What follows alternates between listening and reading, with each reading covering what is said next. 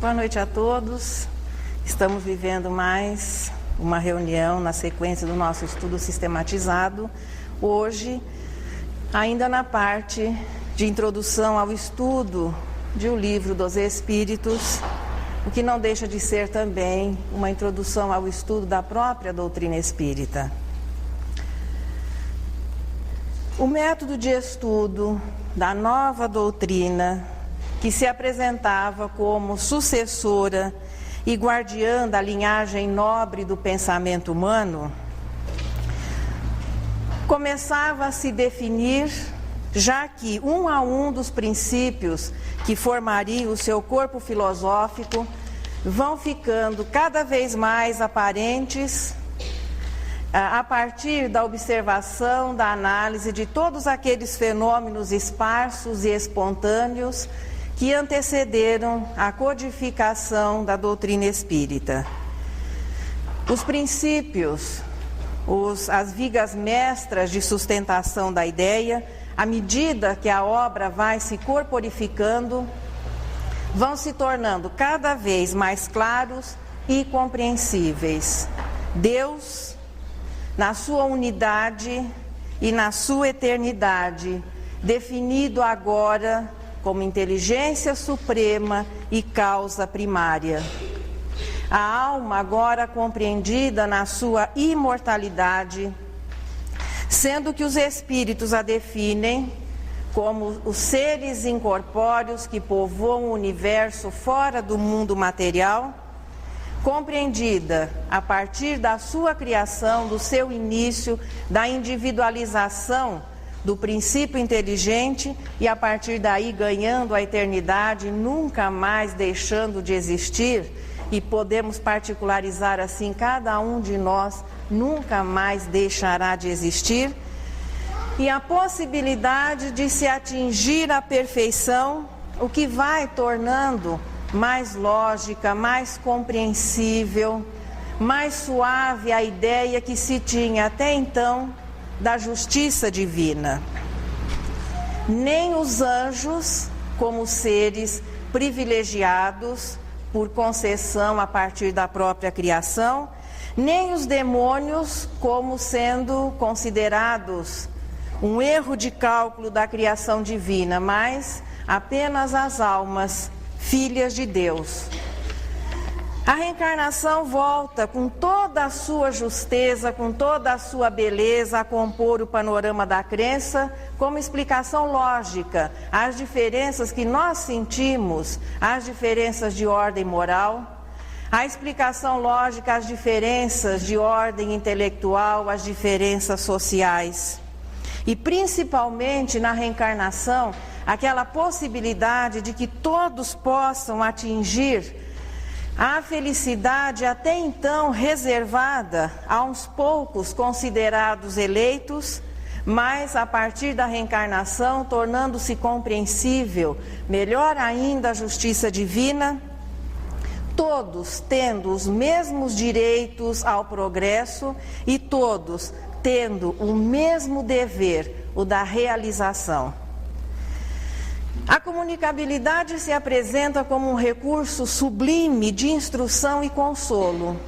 Ela é instrução quando nos permite compreender que os espíritos possam continuar nos instruindo, os espíritos mais esclarecidos, os bons espíritos, continuam o processo de instrução da humanidade sem as limitações estabelecidas no processo da reencarnação pelo esquecimento do passado. Lúcidos, dispondo dos seus recursos, através dos médiuns de todos os tempos, podendo fazer chegar à humanidade terrestre as revelações divinas de uma maneira simples, de uma maneira cristalina. E o consolo? O consolo é quando vai ficando bem claro, a partir da experimentação e da comprovação das identidades, que a alma realmente continua a existir, e isso tudo através das bases científicas, da análise, da experimentação e depois chegando à comprovação. A pluralidade dos mundos fica, a partir da doutrina espírita, lançada, é o lançamento da ideia, já que os espíritos, sendo definidos como seres incorpóreos que povoam o universo infinito fora do mundo material, seria ilógico imaginarmos que tal população se restringisse apenas e em sua totalidade aos limites e às possibilidades do acanhado planeta Terra, que, embora sendo muito importante para nós, com relação ao próprio universo, é pouco menos que um pequeno grão de poeira estelar, perdido aqui num cantinho da Via Láctea, orbitando ao redor de uma estrela de quinta grandeza. Diante daquilo que nós começamos a compreender como sendo o universo, seria ilógico imaginar que os espíritos, que são os seres incorpóreos que povoam o universo fora do mundo material, se restringissem apenas o planeta Terra, que lhes ofereceria a oportunidade de viver na espécie humana tudo aquilo que fosse necessário para que atingissem a perfeição. Chegará o dia em que a ciência convencional vai comprovar a existência de vida inteligente fora dos limites do nosso planeta. Mas nós temos a certeza que nenhum espírita tem dúvida com relação a isso, em que nós, cada um de nós somos apenas uma das vozes que entoamos a canção da vida nesse conjunto fantástico que é o universo e que são as humanidades que naturalmente vivem, que naturalmente progridem nos corpos celestes que povoam o nosso universo. A lei de causa e efeito é um dos outros princípios. Nessa passada nós estamos rememorando, recordando os princípios básicos da doutrina espírita. A lei de causa e efeito é uma consequência natural do livre-arbítrio. Duramente conquistado pelo princípio inteligente, veja, o livre-arbítrio é uma conquista do princípio inteligente nas experiências que antecedem a humanização. Durante milênios, através dessa ginástica mental para manter-se vivo, quando unido à matéria, aos corpinhos que formam todas as espécies das classes, a maneira como se organiza a natureza, da qual nós conhecemos aqui o modelo terrestre, mas batalhando por manter-se vivo, desenvolvendo a sua capacidade mental, o princípio inteligente chega um momento em que ele passa a raciocinar. E o livre-arbítrio se torna um patrimônio do espírito. E a sequência natural é que a partir do momento que passamos a raciocinar, passamos a participar do nosso próprio progresso e vamos sendo cada vez mais responsáveis pelos nossos atos. Esse é o aspecto religioso do Espiritismo, que se apresenta em 3 aspectos: o científico, o filosófico e o religioso. O aspecto religioso é a vivência do conhecimento. E a justiça divina vai sendo melhor compreendida, e nós podemos considerar os débitos e os méritos, os pesos dessa balança, que vai fazendo com que o espírito assuma a responsabilidade, sim, mas tenha também a gratificação pelos seus acertos de uma justiça que, se não deixa escapar, como Jesus afirmou em determinada oportunidade, um pingo de um I, da letra I ou da letra J, também não pune indevidamente ou por toda a eternidade os erros que já fazem parte do cálculo do progresso. Deus não iria imaginar que o espírito acertasse sempre. Por isso, as oportunidades de reparação, a revisão do aprendizado fazem parte do programa individual de cada um. E a justiça divina, a bondade divina se manifesta na oportunidade de aprender, nas oportunidades que vão se renovando a cada reencarnação, já que Deus, já que o bem, já que o amor não enxerga no mal como uma situação perene, estabelecida, que se eternize, mas enxerga no mal, enxerga no erro apenas a ignorância e as leis, o desconhecimento do bem, e que à medida que o espírito vai progredindo, se tornando melhor informado, desenvolvendo a sua inteligência, desenvolvendo os seus valores morais, ele naturalmente vai errando menos, acertando mais. Portanto, o erro é apenas a ignorância, o desconhecimento, e é uma fase temporária que caracteriza a fase da imperfeição. Incansavelmente, o professor Hippolyte Léon Denisard Rivaio, agora utilizando-se do pseudônimo de Allan Kardec, dedica-se ao trabalho de coordenar, de apoiar, centralizar aquele despontar inicial da nova ideia, para que a ideia espírita pudesse se firmar. Os amigos vão se chegando, houve um processo, uma seleção natural. Aqueles que buscavam nos fenômenos, no intercâmbio com o mundo espiritual, apenas a satisfação de curiosidade, ou a brincadeira, um entretenimento, aqueles vão se afastando porque os trabalhos, agora direcionados pelo codificador, vão assumindo um caráter mais sério. E da mesma maneira que ele preparava carinhosamente as perguntas, as quais ele ia fazer aos espíritos nas reuniões, sentia-se por parte deles um carinho especial, uma atenção especial, realçando a figura do espírito que viria a ser o responsável, nós podemos dizer assim, pela materialização da terceira revelação. A centralização naquele momento era necessária, como em outras oportunidades, a centralização das revelações de ordem moral aconteceu, mas era necessária para que se pudesse melhor organizar e para que a ideia se fortalecesse. Os livros vão sendo editados, o método vai se delineando a partir de O Livro dos Espíritos e os livros começam a circular. Kardec viveu assim seríssimas dificuldades financeiras, porque os recursos da época, as dificuldades da época eram maiores, tenhamos a certeza, do que as que nós enfrentamos hoje.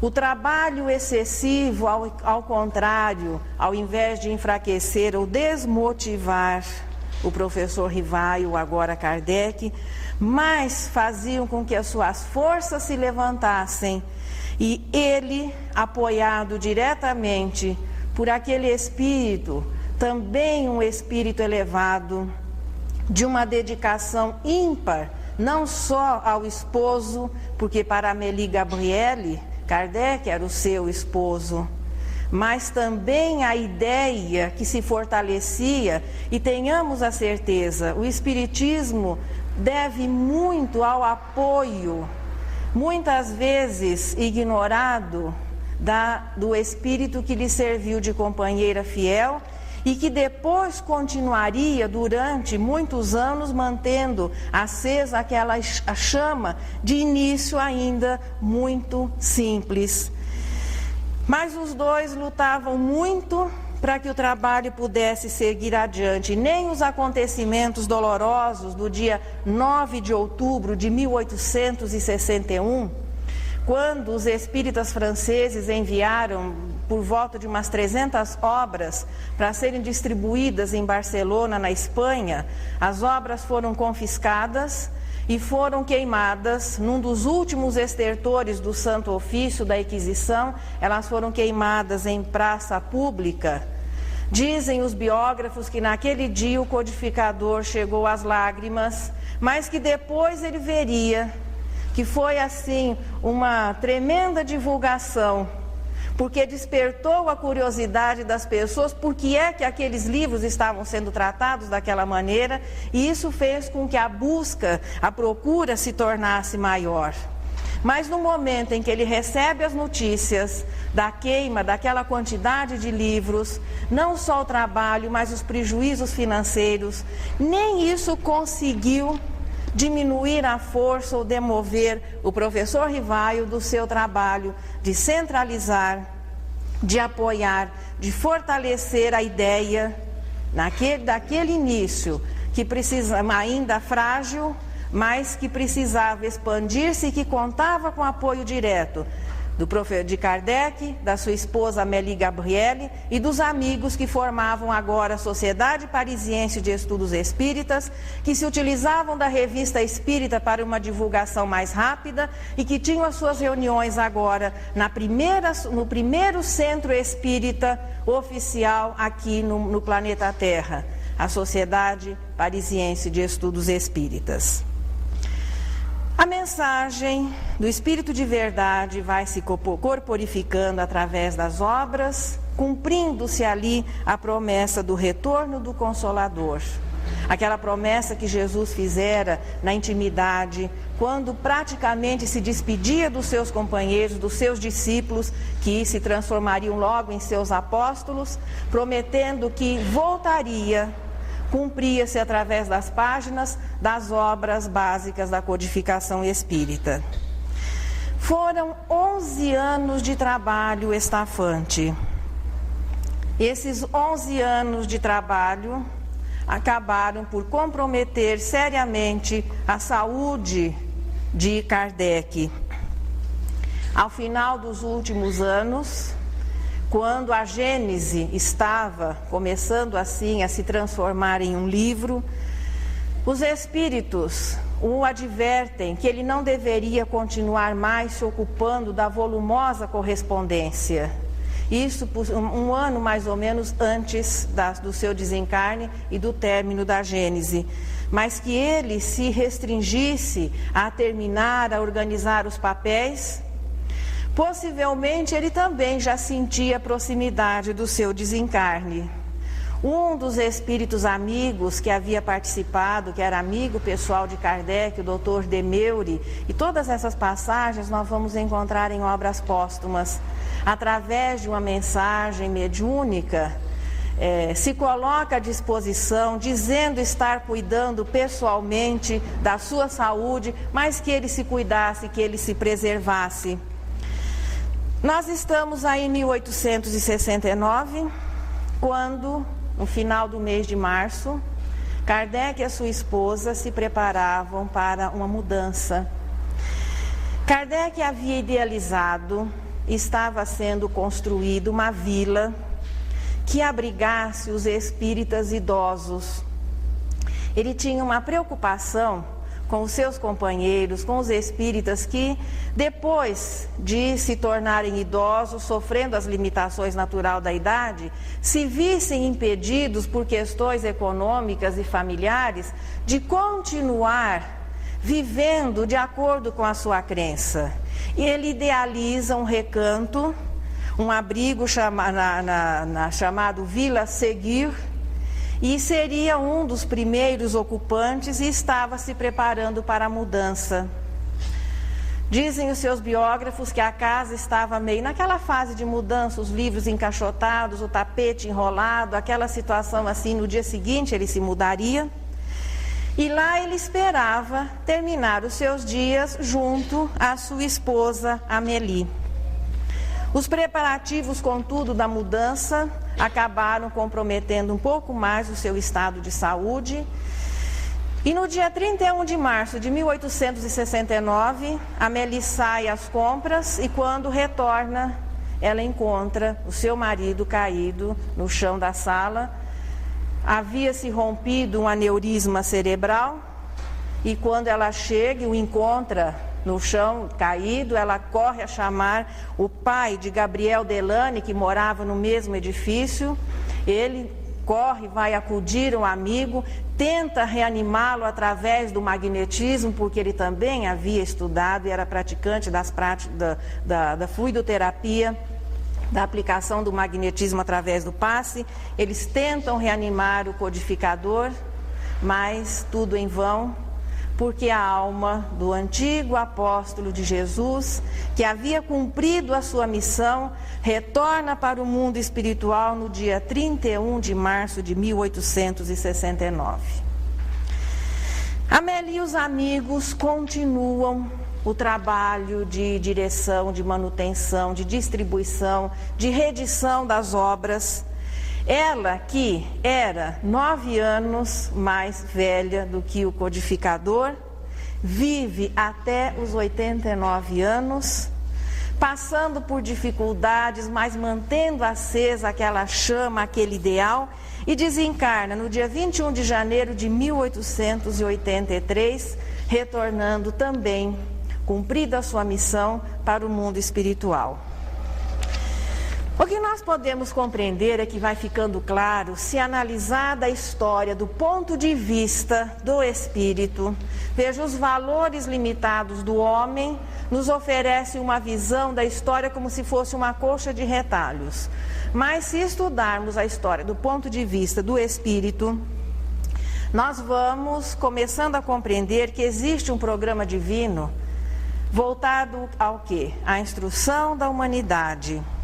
Um plano que se apresenta individualmente, então é o planejamento de cada um de nós, e a nossa colaboração e o entrelaçamento que existe com relação ao progresso coletivo da humanidade, que depende exatamente do progresso individual.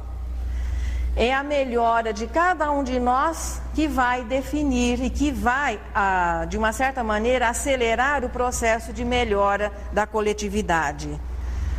A cada época a instrução tem sido oferecida, os missionários de em todos os tempos, cada um tem se posicionado. Então existe o programa, existe a realização, e a cada época, no momento exato, estes espíritos vão reencarnando e vão nos auxiliando e vão instruindo a humanidade para que nós possamos compreender melhor as leis e para que possamos progredir mais rapidamente, favorecendo nessa situação a melhora e o progresso do todo.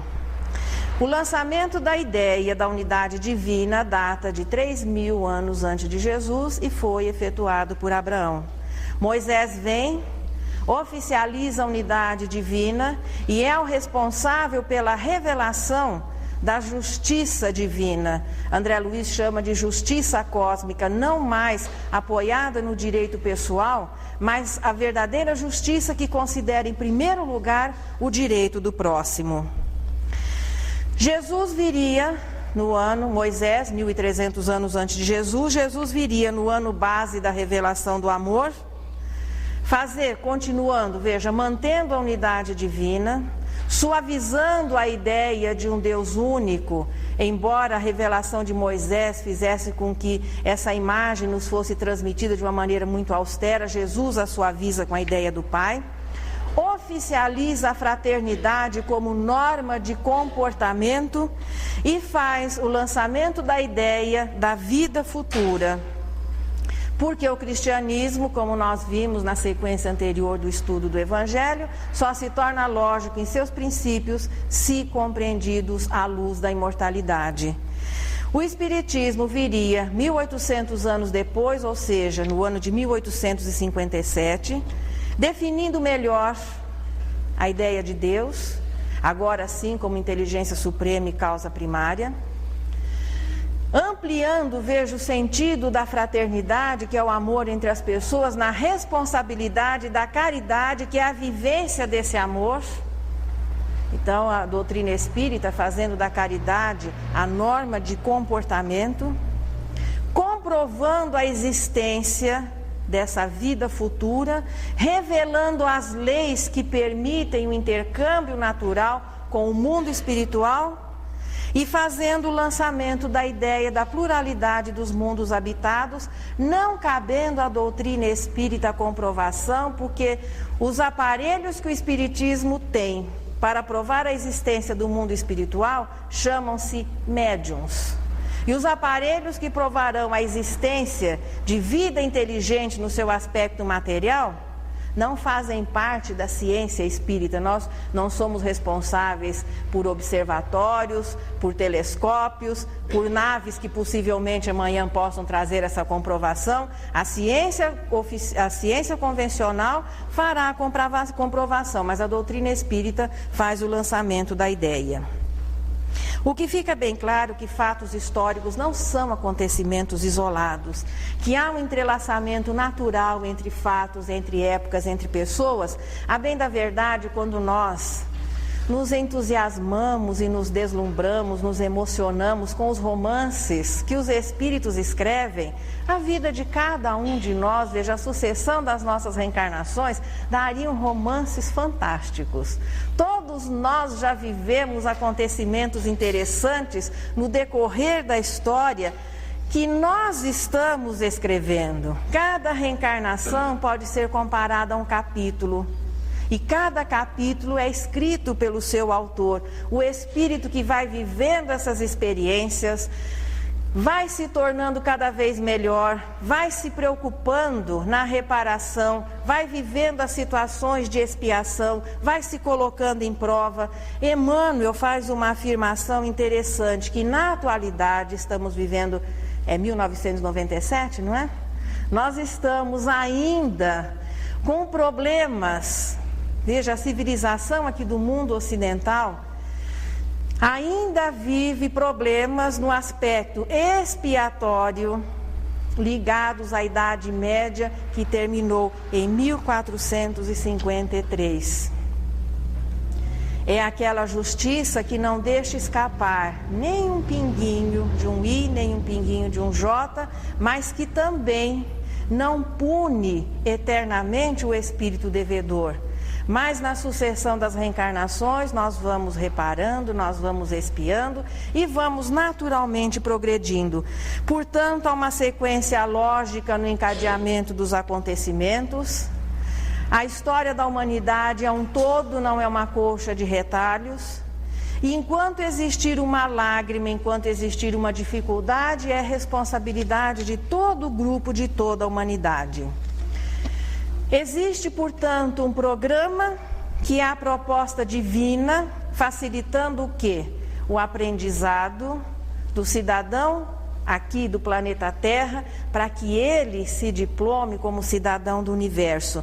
E existe a realização humana, existe a proposta e a realização. E é importante que as duas estejam em harmonia.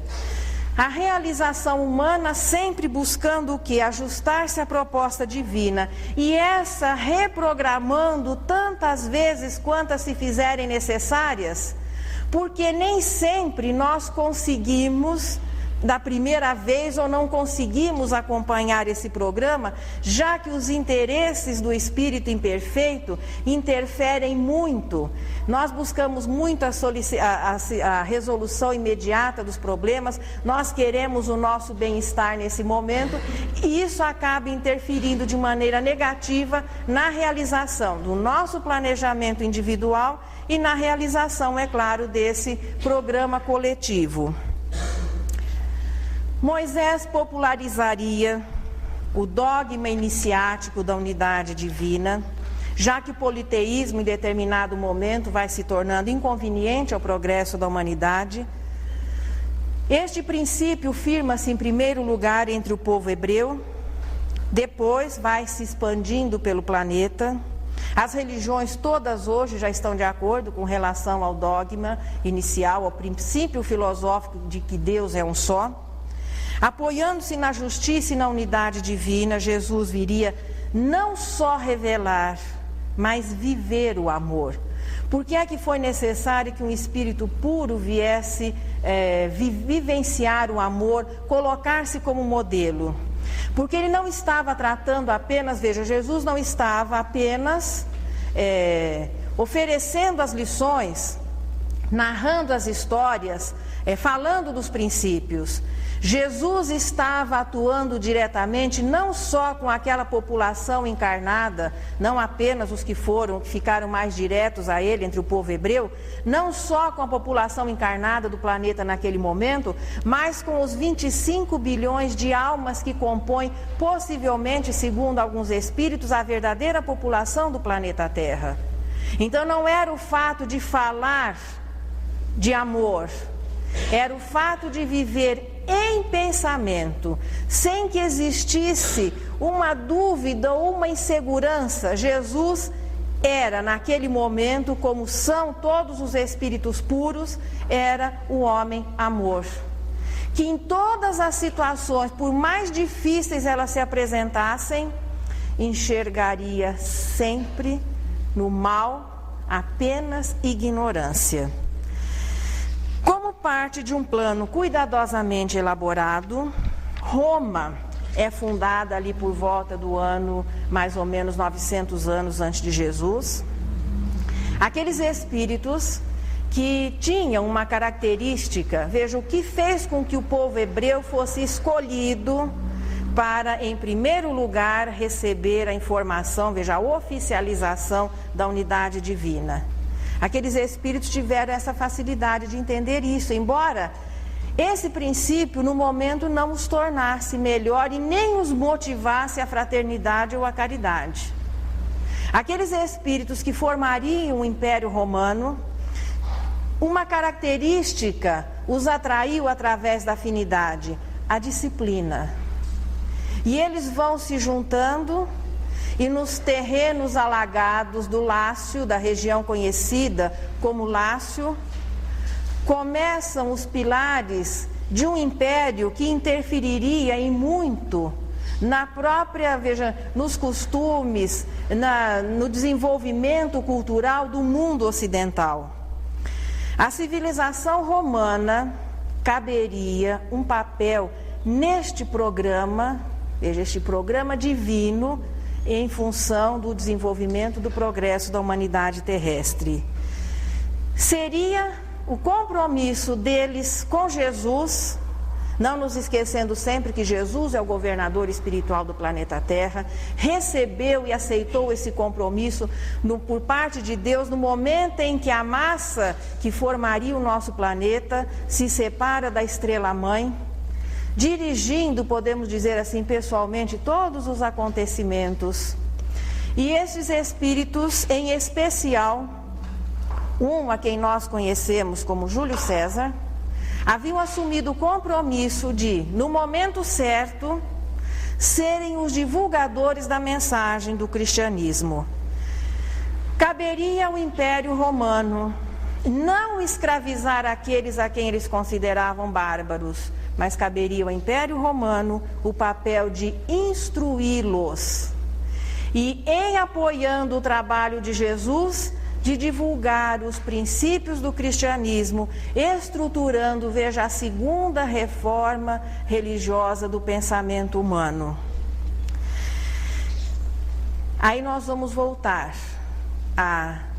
existe um plano divino e existe a realização humana. Este espírito a quem nós conhecemos como Júlio César, era um espírito que, veja, ele fazia parte da sua natureza uma liderança. E a ele coube o papel de estruturar, como um dos primeiros imperadores da série dos imperadores romanos, de estruturar, unificar, organizar e estruturar o Império Romano, porque se preparava o nascimento de Jesus. Apenas que ao invés de realizar o trabalho para Jesus, como era o seu compromisso, ele criou um império para ele. A partir do momento que os romanos não conseguiram cumprir o seu compromisso, o que vai ocorrer? Logo o Império Romano vai desaparecendo, em primeiro lugar dividido o Império Romano do Oriente e do Ocidente.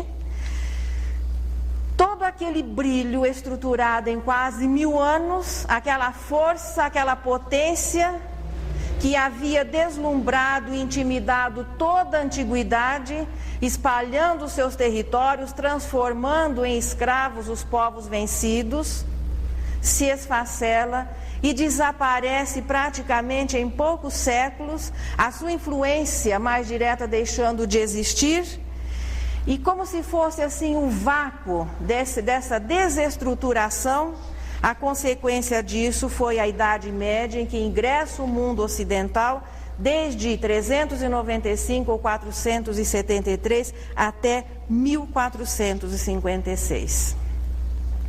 Entra aí o Ministério do Replanejamento. A gente brinca de uma maneira assim descontraída que existe o Ministério do Planejamento. Esse trabalha no horário normal, tempo integral, dentro das leis trabalhistas direitinho. Agora o Ministério do Replanejamento, 25 horas, direto, as luzes não se apagam, O pessoal trabalha direto porque entre a proposta divina e o compromisso que os espíritos assumem antes de reencarnar, e o entorpecimento que a matéria oferece ao espírito ainda imperfeito, o entusiasmo que nós temos pela vida material, pelas conquistas, pela glória, faz com que o Ministério do Replanejamento seja assim, muito hábil, para que as situações possam ser consideradas, amaciadas e aquele plano continue a fluir. E os espíritos vão se posicionando de modo que haja uma facilidade maior para que a humanidade possa aprender realmente, através das revelações, o que é a vida, o verdadeiro significado da vida e possa aproveitar melhor cada reencarnação. Planeja-se agora, para alguns séculos futuros, na continuidade do programa, o advento do Espírito de verdade, o retorno da promessa do Consolador. Um continente, contudo, estava assim inteirinho ainda intacto do contágio de todos os problemas e dos benefícios também da civilização. Era o continente americano e nele, com a forma, como dizem os poetas, de um coração, o Brasil aguardando o seu momento de entrar em ação no desenrolar, no desenvolvimento desse plano de instrução da humanidade. Na sequência dos acontecimentos, vivendo ali durante o período da Idade Média, Gutenberg cria a imprensa e a Bíblia é traduzida do latim para o alemão. Veja que com o desaparecimento do Império Romano, o latim foi caindo no esquecimento, tornando-se uma língua morta. Aqueles que têm mais de 20 anos, nós tínhamos assim alguns probleminhas com essa língua morta, mas que era muito viva na hora de complicar os nossos exames na escola. E ficávamos lá quebrando a cabeça para conseguir entender que se César conseguiu descrever as batalhas, as suas conquistas em latim, como é que eles tomavam leite ou se cumprimentavam naquela língua tão difícil de ser compreendida. Mas a Bíblia, que até então era escrita em latim, passa, a partir do momento que Martinho Lutero se desentende com a Igreja Católica Romana, e o protestantismo, uma nova crença, passa a ser a consequência. Ele traduz a Bíblia para o alemão e ela começa, graças à imprensa, a ser publicada também em alemão, facilitando o quê? A compreensão. Embora é claro que isso de início, nem todas as pessoas tinham acesso a este livro, mas já houve uma facilidade de se compreender um pouquinho mais, as pessoas podiam buscar o original, embora os textos sacrificados pelas traduções, sacrificados pelas publicações, mas a essência do cristianismo, conseguindo vencer todas essas barreiras, e o amor a Deus e o amor ao próximo ser compreendido como a lei maior. Emmanuel de Swedenborg, que viveu de 1688 a 1872, foi um dos espíritos que também teve uma participação nesse movimento precursor que antecedeu ao surgimento da doutrina espírita. Ele era um cientista sueco, de reconhecidos méritos, e ele divulga ao mundo com muita naturalidade os seus contatos com o mundo espiritual. Franz Anton Mesmer revive para o mundo moderno a técnica milenar e que até ali estava esquecida do magnetismo. Mesmer consegue adeptos, faz escola, abre novas perspectivas, veja, menos materializadas, porque era uma terapia de reconhecidos efeitos, as pessoas conseguiam melhoras, conseguiam curas, mas não se enxergava, não se via, não se tocava o elemento que promovia essas curas. Era o começo, veja, era o lançamento da ideia de alguma coisa que tinha força suficiente para interferir na matéria, mas que não era percebida com os sentidos comuns. Mesmer divulga a sua técnica e entre os muitos que estudaram o magnetismo, depois o hipnotismo nos trabalhos do Marquês de Puisségur, encontrava-se alguém, um professor francês chamado Hippolyte Léon Denisard Rivail.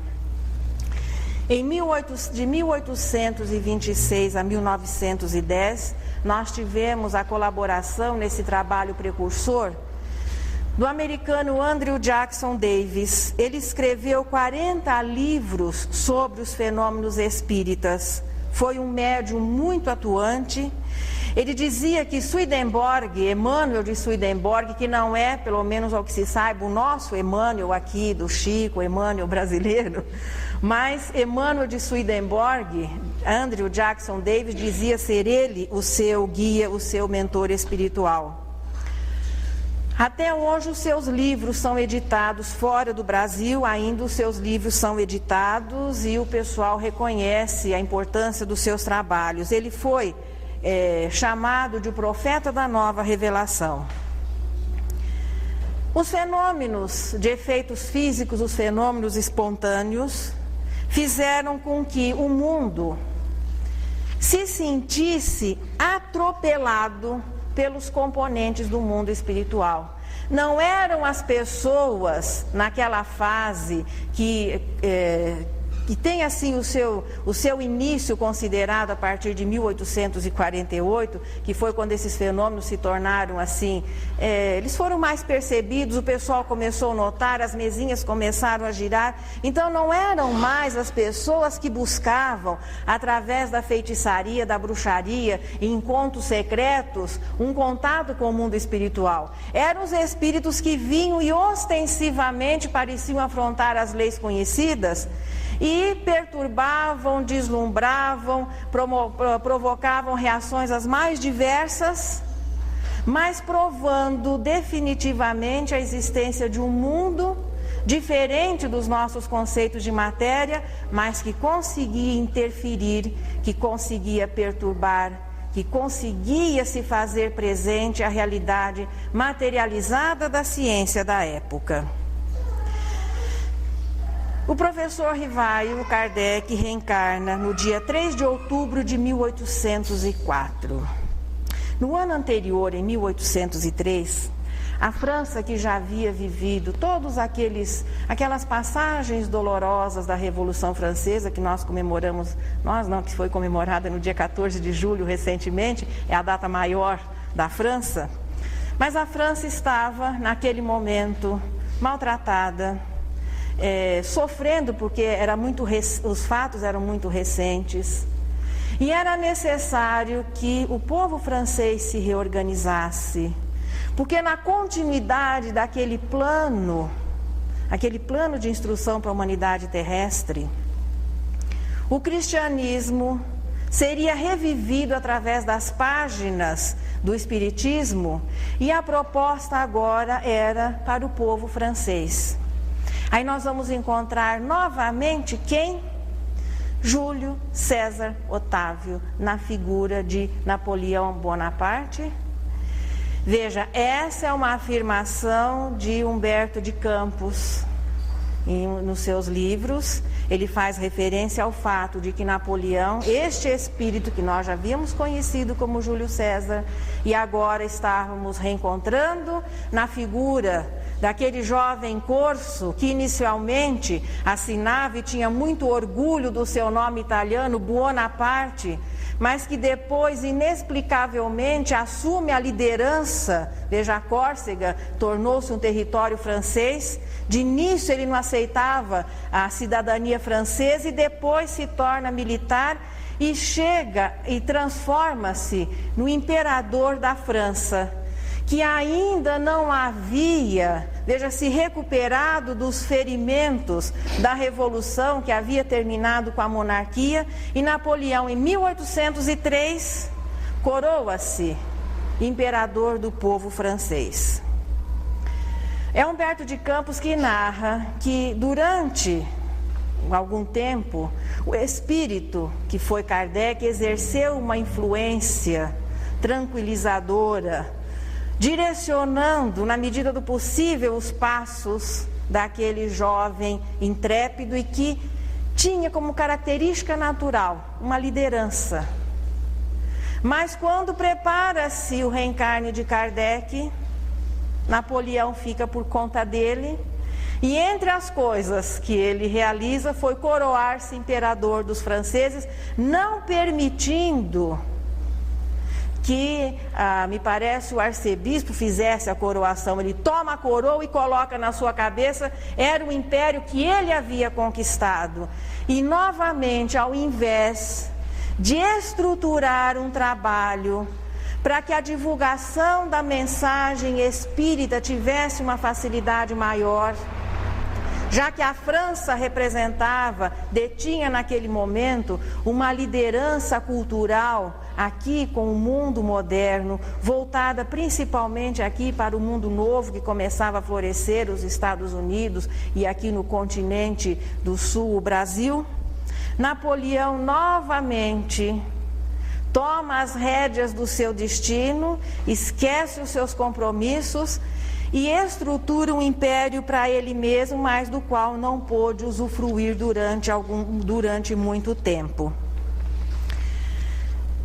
Mesmo com todas as dificuldades decorrentes dessa atuação negativa deste espírito, a quem foram oferecidas essas oportunidades e que nas duas ele acaba estruturando o império para si, o professor Rivail vai se desenvolvendo, se tornando adulto, estudando, recebendo, como dissemos anteriormente, o apoio direto de um espírito também preparado, que foi Pestalozzi, que o apoiou, que o auxiliou, que fez com que maior segurança ele vencesse as dificuldades naturais da adolescência, da juventude, e Kardec vai assumindo a liderança do trabalho.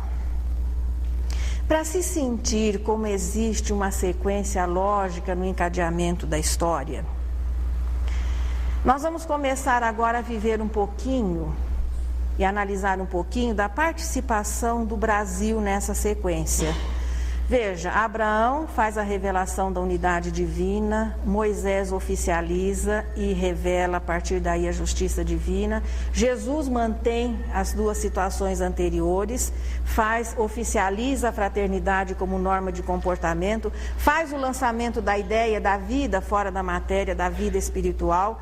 Em 1857, as propostas anteriores são mantidas e a doutrina espírita comprova a existência desse mundo espiritual com os depoimentos, com a comprovação oferecida pelos participantes desse mundo espiritual, faz da caridade a norma de comportamento do cidadão espírita e daquele que, por se entender espírita, passa a ter uma nova identidade, um cidadão do universo, faz o lançamento da pluralidade dos mundos habitados, mas é no Brasil que este programa vai ter continuidade.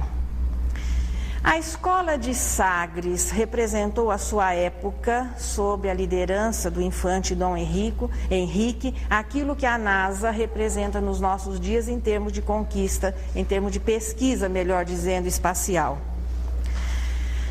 Os navegadores que partiam de Portugal seriam, assim, o correspondente hoje a esses astronautas, que vencendo naturalmente os seus temores, as dificuldades, têm conseguido mapear um pouquinho melhor, trazer as suas experiências, ampliando os limites da pesquisa humana com relação agora ao espaço. As grandes navegações oficializaram para o mundo de então, o mundo conhecido da época, oficializaram.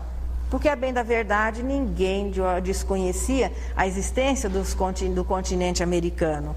Mas oficializaram para a Europa a existência desse continente. É o início de um despertar, depois de um tempo muito grande de preparação.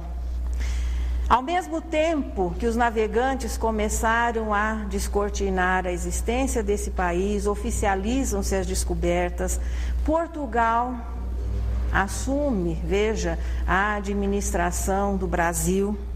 A ciência e a filosofia, depois de todo aquele período da Idade Média, as artes, tudo isso vai se desvinculando da influência e da imposição que a religião assumia até então, dificultando o progresso, e os precursores da ideia espírita vão cumprindo a sua missão. O Brasil, a partir de 1822, assume a sua maioridade e a sua responsabilidade diante da humanidade terrestre. É quando libertam-se os laços que uniam a Portugal e o Brasil. O povo brasileiro torna-se senhor e responsável do seu destino. Nós temos, claro que 500 anos de descoberta oficial, mas vamos considerar que a nossa civilização, a nossa cultura ainda é muito recente, uns 300 ou 400, nem uns 300 e poucos anos, em que um progresso maior, em que um número maior de espíritos vai reencarnando. Podemos dizer que nós estamos nos encontrando por aqui. Ainda não temos assim uma tradição, ainda não conseguimos formar uma tradição definida das raízes brasileiras. Isso com relação ao aspecto material, a própria característica, veja, racial, oriundos de 3 tipos, o negro, o branco e o índio. Mas não é isso que ainda nos torna, de uma certa maneira, tão divergentes. E em muitas situações, não conseguindo seguir todo mundo, veja, definindo a mesma trilha. É que nós somos espíritos que até bem pouco tempo vivíamos as experiências de outras bandeiras, de outras terras. E sabemos lá por que optamos por reiniciar, considerando-se a oportunidade que o Brasil nos oferece de reiniciar as nossas experiências de espírito, e um compromisso que nós, espíritos, que estamos reencarnando e formando o povo brasileiro, a cultura brasileira, onde pelo pouco tempo em conjunto ainda há uma facilidade de se compreender, de se aceitar, de se amaciar as diferenças. Mas existe um compromisso que estes espíritos que formamos aqui a terra, o Brasil, em sermos os continuadores da divulgação dessa mensagem. A França hoje não representa a liderança na divulgação da ideia espírita, muito pelo contrário. É o Brasil que hoje exporta doutrina espírita, é o Brasil que exporta livros que são traduzidos aqui para outras línguas, é o Brasil que tem um modelo não perfeito, mas o melhor do que é o movimento espírita, e é o espírita brasileiro da atualidade que cabe cumprir a sua parte nessa sequência, como nós vimos no desenrolar dessa recordação da história. 1822 assinala a maioridade do povo brasileiro. Em 1822, D. Pedro, que aqui passa a ser D. Pedro I, iniciando uma sequência de reis brasileiros, assume a direção da terra brasileira, mas ao seu lado existia também um espírito muito preparado, sábio, que auxiliou o imperador durante algum tempo, que depois foi o preceptor, foi o tutor de D. Pedro II. E que interessante, José Bonifácio de Andrada e Silva, que passou para a história como um homem nobre, reto, digno, sábio. ele mantinha uma correspondência, olha que interessante, com o médico Hahnemann, o pai da homeopatia. A homeopatia fez parte do movimento precursor da chegada da ideia espírita ao Brasil. Em 1830, na espiritualidade, foi realizada uma reunião muito importante. Ali se estava considerando e preparando, veja, 1830, a importância dos 100 próximos anos. E nessa reunião é escolhido o espírito que apoiaria, que de uma certa maneira lideraria, dando um respaldo moral à ideia espírita quando ela chegasse ao Brasil.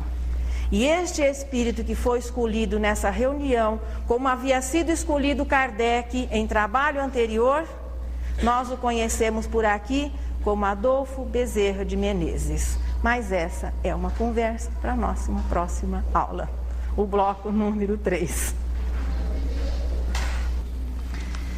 Vamos a Maria Dolores?